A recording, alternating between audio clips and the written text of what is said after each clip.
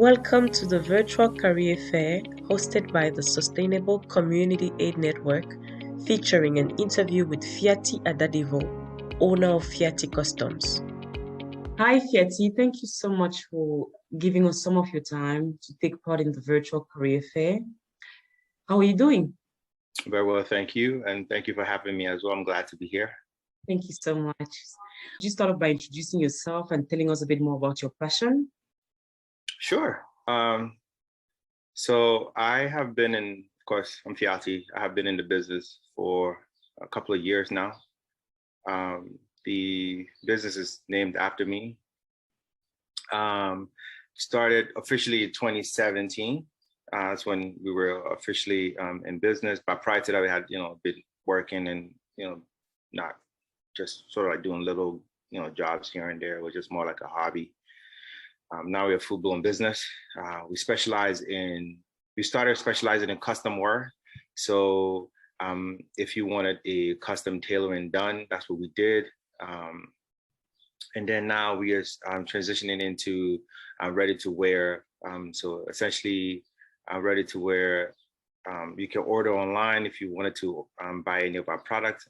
It doesn't necessarily have to be custom. What makes us very special is when we design to reflect one's personality. So that's something that we really, really pride ourselves with. Our designs are very unique. We source some of the most unique fabrics that you can find in the world. We currently are sourcing over 5,000 fabrics, believe it or not.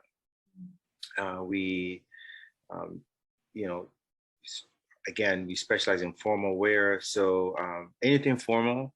I get asked this a lot. Do you make dresses? No, we don't make dresses. However, that's something in the future. So look out for that. Yeah, I was just about to ask that if you make dresses. Yeah, I get that a lot. And I think a lot of it comes from the fact that the fabric that we're using are so unique and so beautiful. Women see it and they want it. We do make women's wear as well. So that's something that we started not too long ago. I think the last 3 years, but I'll say last 2.5 years, we got into female wear, and it's been fantastic as well. And we've gotten a lot of support for that as well. So it's very exciting. Oh, that's great. That's great. But how did the idea of this business come to you? I think for me, I've always been into fashion. Did I really know that I was gonna go into designing, clothes and things like that? Early on, no. I've always, kind of like worked in, different engineering companies. I think for me, what really started this business was not being able to find something that really reflected my personality and who I am.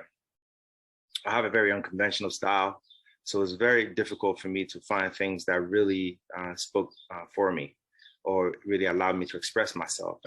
And when I was struggling, I figured there has to be other people who are going through the same thing, who are looking for clothes or certain styles that really reflect their personality, or even somebody to make things that really spoke for them. So that's what really, really led to it. So it's more so like I discovered a problem that I was having, and I thought, okay, there has to be other people that have the same problem, and I just wanted to find a solution to it. And so that's exactly how everything started. Wow, so this was just about solving a problem that you had. That's really interesting. And Yeah. you spoke about like having an engineering background. Yeah. How do you merge the two? How does a typical day look like for you? That's a really interesting question. And I love it because people always ask, how does the two work? When you're in one side of the spectrum, you're constantly solving problems, right? So you're figuring out somebody else's problem and you're trying to figure out ways to improve that problem for them. In this case, I have been able to use in the working for those companies, I had a background in design. And also I worked a lot on the graphical side. So we do something called building automation systems, which is, we automate buildings. So on the automation side, there's a lot of graphical side. So you have to think about how the end user wants to use the product, right? So it took that same idea and, same way of thinking, same way of doing work. And how do we want to design in a way that people would want to see themselves? And it's the same process, just transition that. And a lot of my skills that I have working in that industry all these years has allowed me to, design in ways that are very unique. I don't really need to do too many abstract designs. I keep it very, I guess, graphical. And anybody that I work with on the manufacturing side loves it because they're able to easily see my work and they can take the blueprint and easily input in their data or in their system and just create what I need. Mm-hmm. Oh, there's a beautiful similarity between the two that it doesn't seem very obvious when you talk about it at the beginning. Oh, Yeah. that's really amazing. That's amazing. Oh, yeah, because like we go as far as even designing fabrics, right? So like if you're like Leslie's like, okay, I want this type of fabric and I want it to speak for me this way, it can be done. And the best part is when we work, it's not necessarily we're just working on our own and leaving you in the dark. We keep you informed and involved. And so you're part of the process, and we're going through a whole process with you, and it's exciting because you're seeing something made for you, and you're just completely part of it. And with my background as well, attention to detail is very important. So I've also brought that into my work, whereby it's not necessarily just making something for someone, but the quality, the attention to detail, and making sure that the product is done right. And me personally, I wouldn't give anything to anybody if I'm not going to wear it. Oh, wow. That's great. That's amazing. You're doing really great work. In the course of running your business, I'm sure you must have faced a number of challenges. What are some of the challenges that you've had to overcome, especially at the beginning? For sure. So when I started in this industry, I, coming from my background, and also I've had some experience working in the fashion industry, but not directly involved. So I hung around, models and people, there's other designers who were friends of mine who were in the industry. But transitioning from that to my own was very difficult. For example, how I wanted the business to come out and how I wanted to make my products or my clothes were different. Finding the manufacturers, also getting the training. I think that's something that we overlook. A lot of times we want to go in business and taking existing designs and just sort of like putting it out there and saying, slapping our name on it. I wanted my stuff to speak for me, but I also wanted to make sure that I understand fully the industry, what it consists of, and how to get into it. And so I, traveling to Europe, for example, to work under a master tailor for some time was tremendous for me. But the journey there was very difficult. Different time zones, things like that. And coming back and starting a brand new business that, I have no, I have no experience really. I don't really know anybody. Nobody knows me. And I'm asking somebody to just trust me. So that early on was very difficult. But once it really takes one client, and then you're going to get two, and then you're going to get three, and you're going to make friends, and you're going to build a network, and then people are going to talk about you.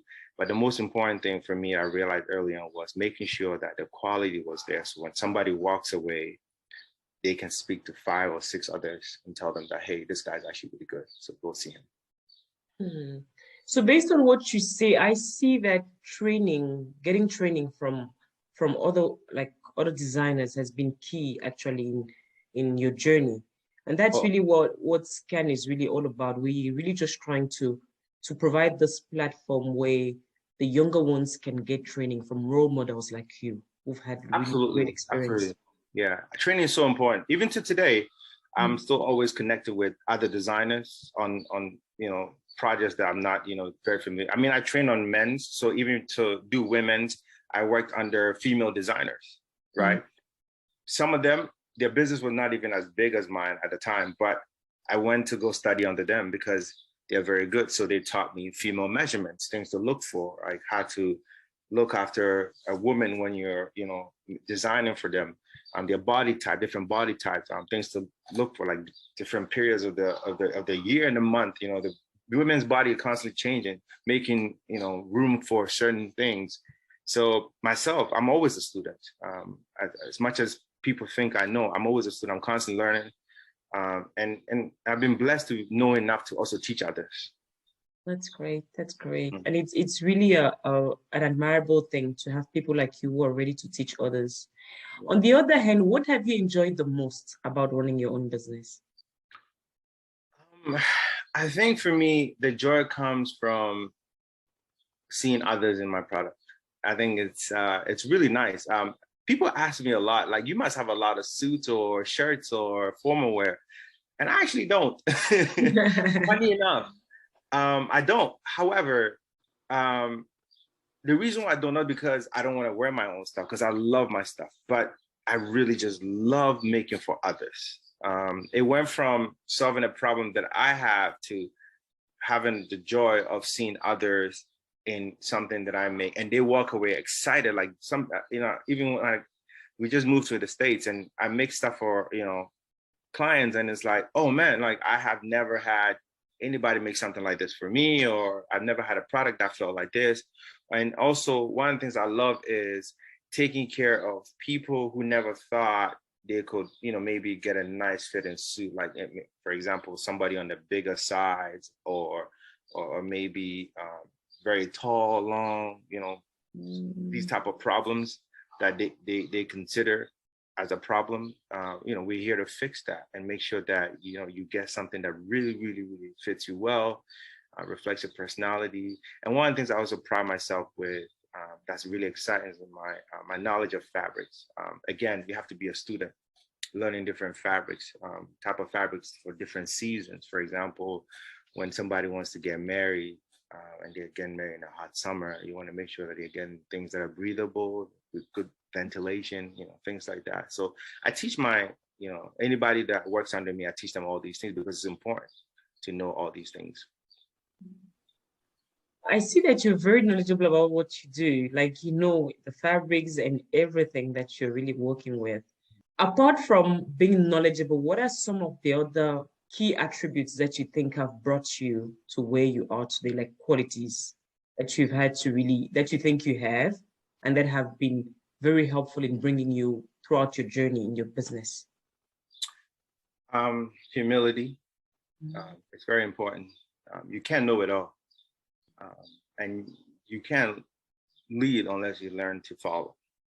And it takes a lot to follow, because you can be a place and you think you're great, and then there could be somebody that might be good at something in the same industry, but because maybe you might be a bit bigger than they are, you may not be willing to go and learn from them. And you find that very often in this industry, because everybody wants to be the guy or the girl, right? And everybody wants to be labeled a designer. I personally don't call myself a designer. I think I'm an artist, and I just create art, because I think we love to use that word a lot, designer, that label, but we don't really understand what that entails. I think it's important that we learn to walk before we start to run. So it's very important that early on you develop that level of humility and be teachable. It's very important to be teachable and be willing to learn, because I've almost 6 years later, I'm still learning to today, and I was learning yesterday. And be a student of your work and everything that you do.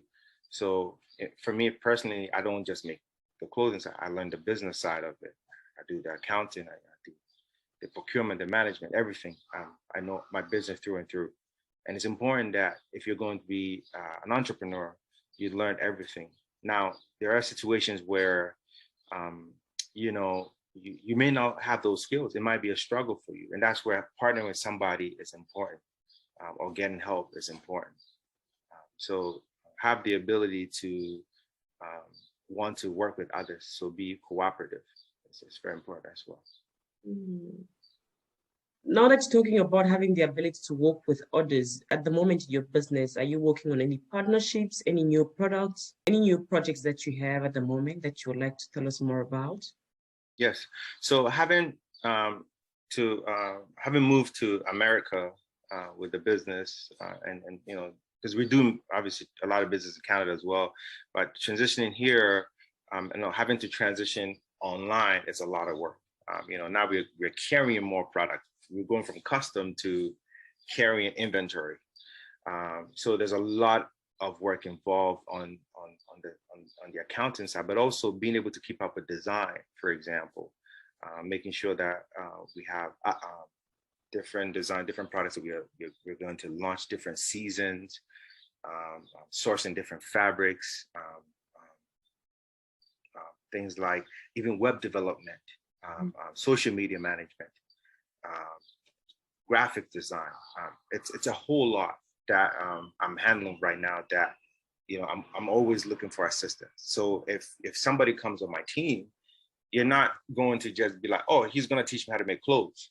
It's going to be, I'm going to teach you how to run the business, because I need somebody, or I want to work with people who are looking to learn, and perhaps if they stay with me or if they go on, they have the experience, they've been taught, and they can go start their own from the bottom up. I think one of the things that I realized was early on, having a mentor is very important. I didn't have a direct mentor, but I was lucky enough to work for a very small company that had just started, and it was about 2 years old. And I helped grow that company to a massive size before I left. And so that gave me a lot of experience working from the bottom up. And I worked for a boss that was very, very hardworking, and I knew what he was doing. So I can say he mentored me in ways that he didn't realize was mentoring, because he didn't know that I was going to transition on my own. But I learned what was required of me if I'm going to be a business owner. Mm-hmm. Talking about mentoring, what advice would you give to youth, maybe looking at you today, and who would like to be entrepreneurs like you? I tell you what I live by: hard work, commitment, and dedication. But more importantly, learn to adapt, adopt, and adjust, because it's not a straight line. There's a lot of turbulences. So when you get in there, remember, it's not going to be a walk in the park, but be ready to adapt to different situations, adopt new skills, and adjust to anything that's coming. But you can't do all of that unless you're truly committed. Commitment, we throw that word out there. I remember I get asked a lot of youth, hey, I want to be just like you. I want to do what you do. And sometimes people ask me, how do you do what you do? How do you keep going? Other, entrepreneurs who are struggling, they ask me, how do you keep going? And I always say this, especially to the youth: are you willing to work 80% of the time and not get paid? Probably might be 90%, could be 100% of the time, and you're not going to see an income. Because when we work, we expect results. And when you're an entrepreneur, you're investing money, your result is the income that you're receiving. But you have to remember the journey is long. And the turnaround time is unpredictable. Nobody has a specific time. Somebody can start and they can start making money in 2 years, right? Somebody can start in 3 years, sometimes even 6 months. Your journey is your journey. And so the most important thing is to stay dedicated, be committed, and keep believing in your craft. Mm-hmm. If you have that belief and you have that vision, because if you can see that vision, that end, like, okay, this is the vision I have.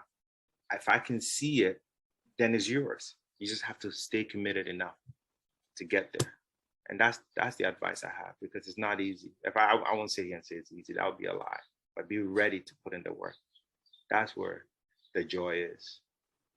Oh, wow.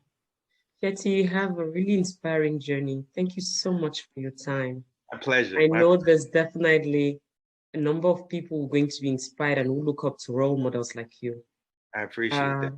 Yeah, I wish you all the best in your business, especially as you're growing and extending to America and everything.